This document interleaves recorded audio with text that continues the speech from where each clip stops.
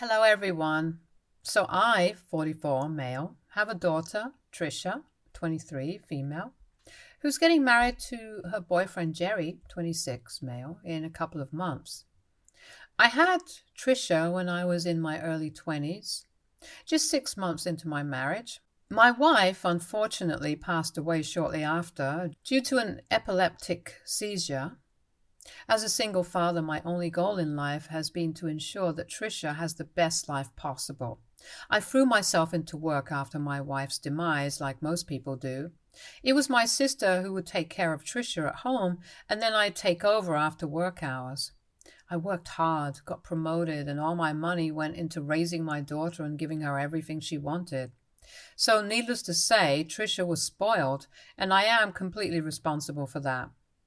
I always assumed that I was doing it in her best interest and just gave her whatever she ever asked for because I could afford it.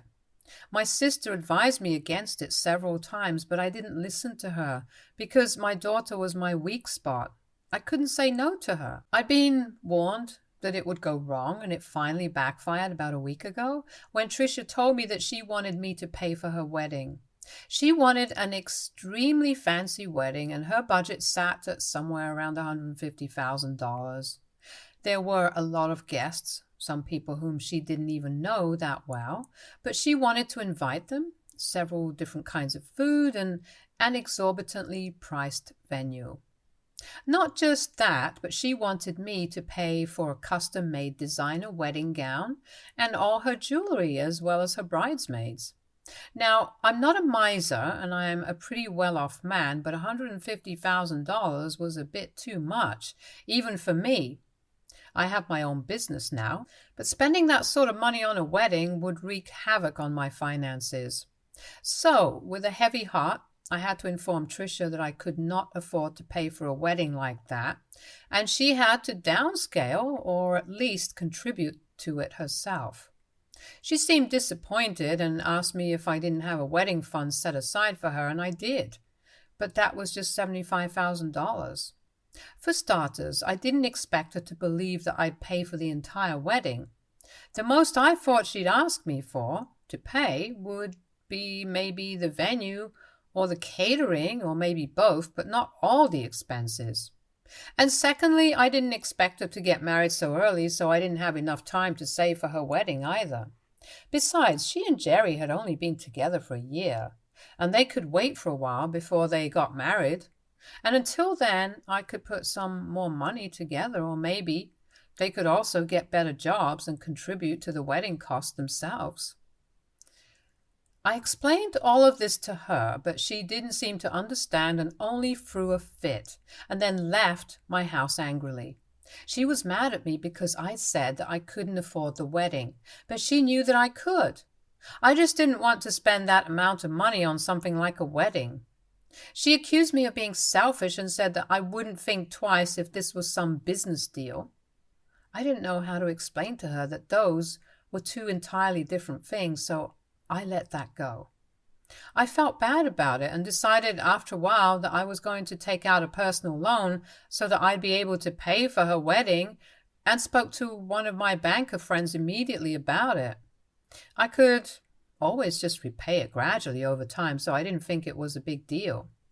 She didn't talk to me for the next 2 days, and I decided that I'd only reach out to her once I'd finalized the loan. However, she made a scathing Facebook post on the third day and referred to me as a broke loser in it. She accused me of being selfish and only focusing on my work, never being there for her as a kid, and even implied that her mother probably passed away because of my negligence, which was a really nasty thing to say. Then she said that I was a selfish workaholic who couldn't think of anything apart from myself and my business, but in spite of that, I was still somehow a broke loser. It was a slap on the face, and I blocked her immediately after that post. I didn't even touch my phone or log into any of my social media for a couple of hours after that. I was completely MIA, so my sister decided to pay me a visit out of concern, and when she came by, I ended up breaking down in front of her. The things that Trisha had said cut deep, and I was pretty depressed for that day. and also the next couple of days. I didn't speak to anybody outside of work and could barely even bring myself to get out of bed for the next couple of days. So my sister stayed with me and took care of me. She'd also spoken to Trisha and made her take that post down, but it didn't matter anymore because now I knew exactly what my daughter thought of me, and it broke my heart. I couldn't think of a single thing that I wanted to say to her, so I just didn't speak to her, and I only unblocked her yesterday when I was finally feeling a little better. My sister had already given Trisha an earful, but I couldn't let this go until I spoke to her myself.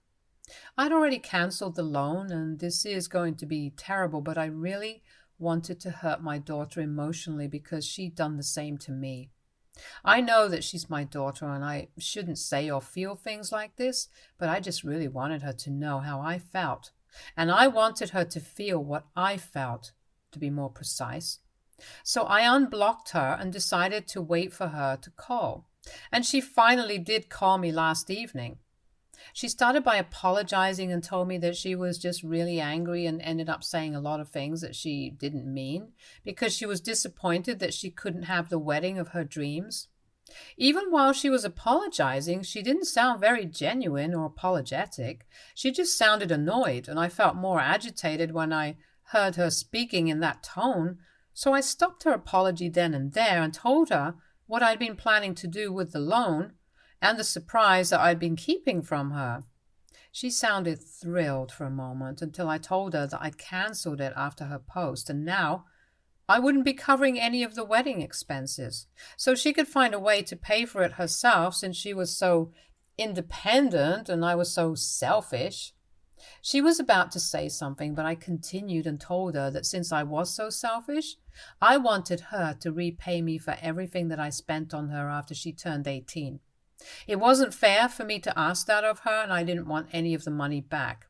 But I just wanted her to feel bad about herself, so I told her that I wanted every single dime back, and it was quite a lot of money.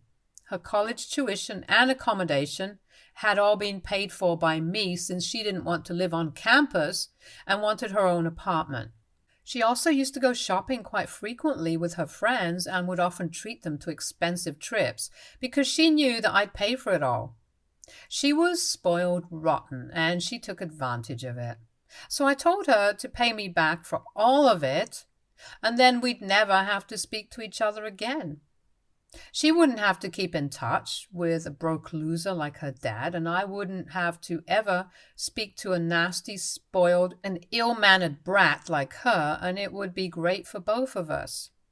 By the time I got to that last part, I was practically screaming into the phone because I was so enraged.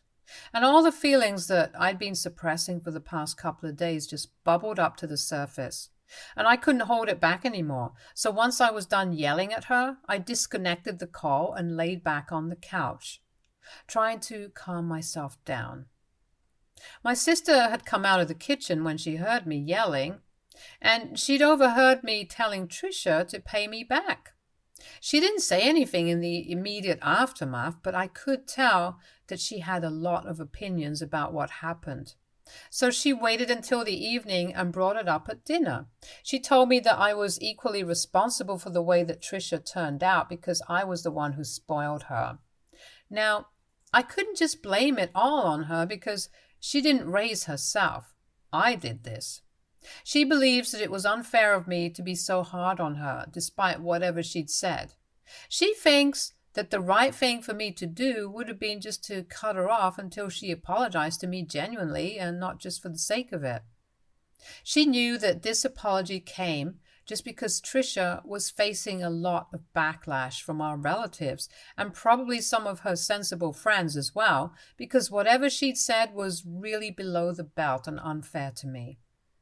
But the way I reacted to it was equally ridiculous, and I shouldn't have let anger get the better of me because at the end of the day, I was the one who raised her and created this person. She went on to remind me of all the times that Trisha had been horrible to other people, be it our relatives or her friends, and said that I'd never ever had much to say against her at the time only because it wasn't happening to me. I'd maybe just scold her just a little, but there were never any real consequences, simply because I believed that she'd grow out of it.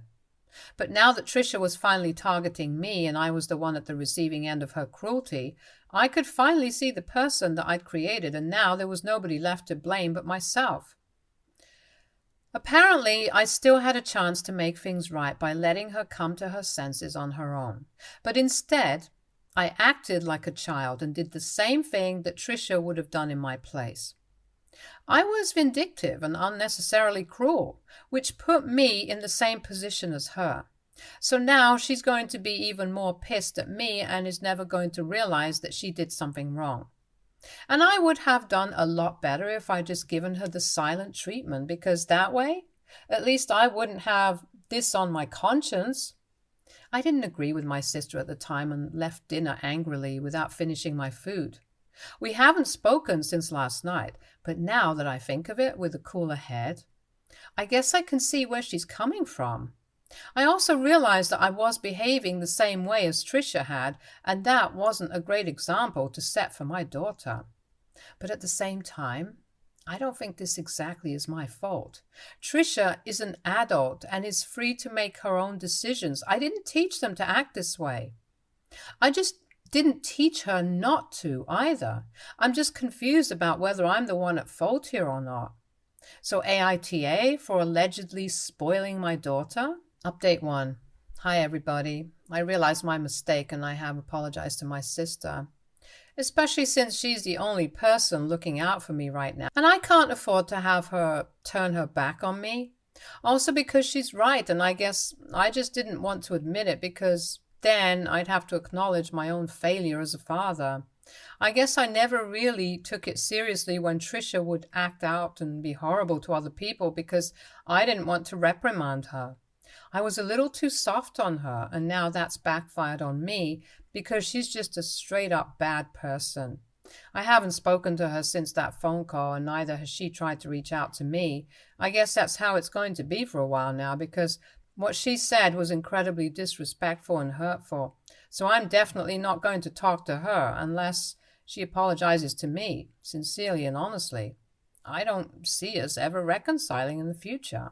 My sister believes that this should have been my approach right from the beginning as soon as she made that post, and I agree because that phone call didn't make me any better. If anything, it just made me realize that I'd failed as a father. I wanted to raise a daughter who wouldn't ever have to feel bad about not having a mother, and maybe that's why I went a little overboard in trying to spoil her and making sure that she had everything that she wanted. I was overcompensating, and in doing so, I guess I fell kind of behind in actually being a father and disciplining her when I needed to. I just couldn't ever bring myself to scold her or punish her, which are equally important aspects of being a parent. So in a way, maybe, wasn't that wrong either? I had been selfish, and because of my selfishness, now both Trisha and I were suffering. I feel bad about everything, but what's done is done now. I obviously don't want any money back from Trisha, and I don't think she's going to return it to me either. I don't regret saying it to her. I do think it was important for me to get it out of my system, but I guess I could have been gentler. I don't owe her any apologies, so I'm just going to continue not speaking to her. If she apologizes to me, then that's a different story, but that hasn't happened yet, so I don't know. Update 3. I just received a payment of $2,000 from Trisha.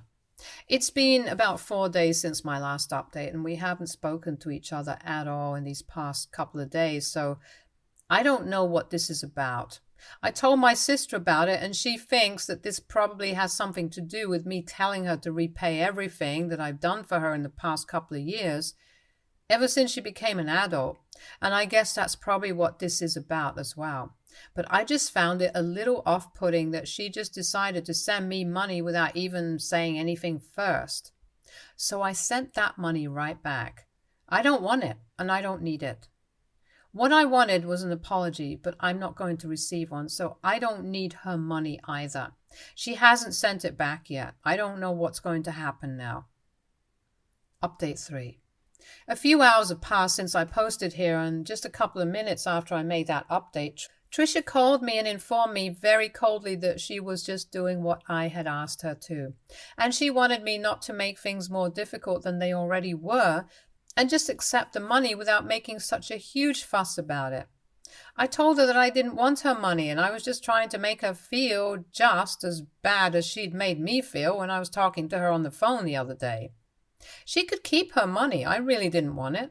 But she argued with me and told me that after the way I'd insulted her on the call, she didn't feel comfortable owing me money anymore. So I used that same logic and told her that after that Facebook post where she called me a selfish, broke loser, I also didn't feel comfortable taking back money from her because that would just reinforce what she already believed about me.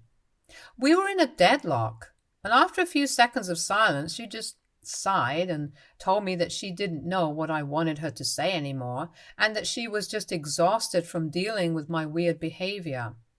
I just repeated the same words back to her because that's exactly how I felt about this as well.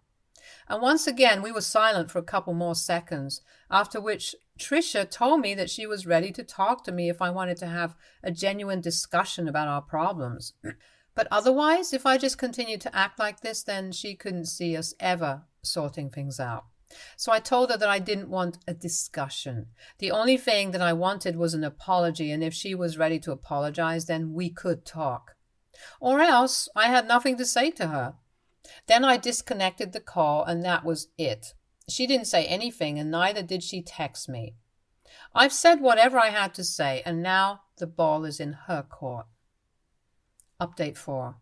Hey guys, so it's been a couple of days since I posted here. I still haven't heard from Trisha, but Jerry posted about their breakup on social media.